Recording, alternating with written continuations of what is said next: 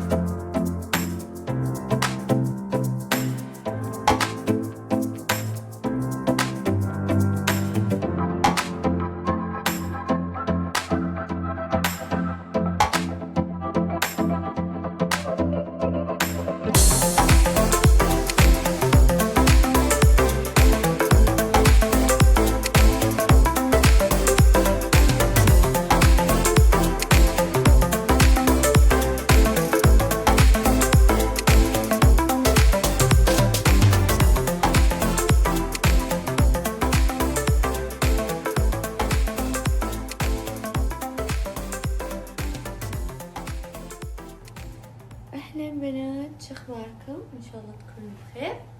اليوم جبت لكم تصاميم جديدة من حساب جميل جدا. اللبس هذا عبارة عن كفتين، وايد حبيته. على فكرة تراني طولي بالضبط 167. أنا بس عيني طالعة قصيرة لأن حاطة التليفون على الستاند وأروح بعيد وإيه. أنا مو قصيرة يعني ولا طويلة، ولكن مو قصيرة. المهم عندي بعد لبسين من نفس الأكام بس لو تشوفونهم. شو رايكم بهذا الوردي؟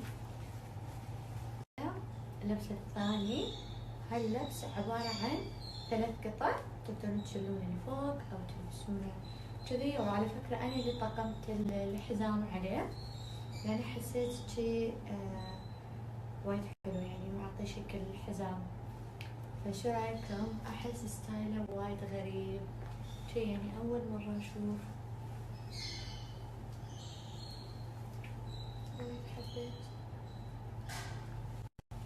تصاميم هيجي يعني صدق جديدة وغريبة، وايد حبيتهم.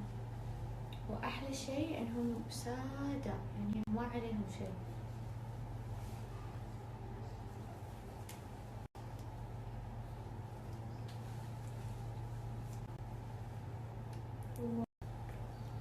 زين بنات، وهذه آخر قطعة، يعني مو بس حق العيد رمضان، حق المناسبات بعد، حفلة مناسبة شيء بعد وايد ينفع هذا اللبس.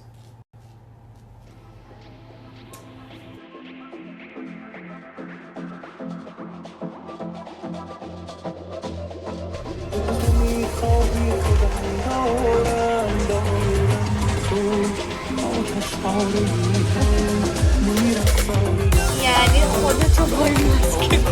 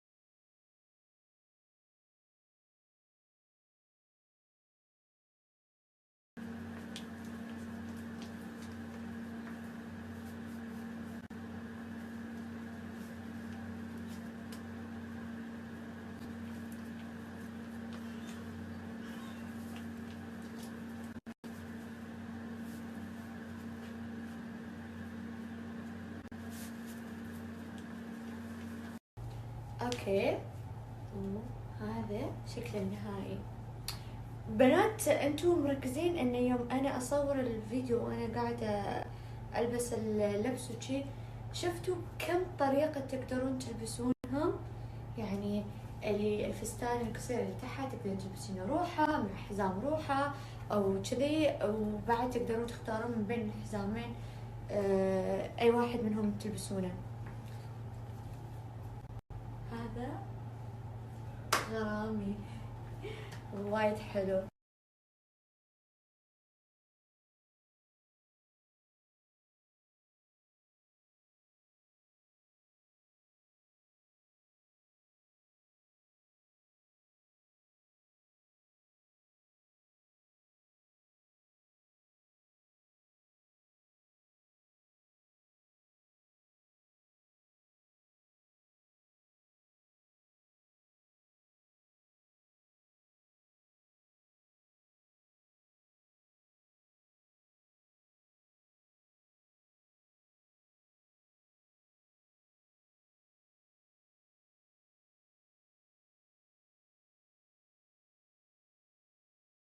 جواهر، كنت بسألك إيش موهبتك في الحياة؟ آه موهبتي؟ عاد لعبة الموهبة إني أطلع الشخص الغلط من بين 1000 شخص، تخيلي. حلو، وأدخله حياتي وأكل خرا.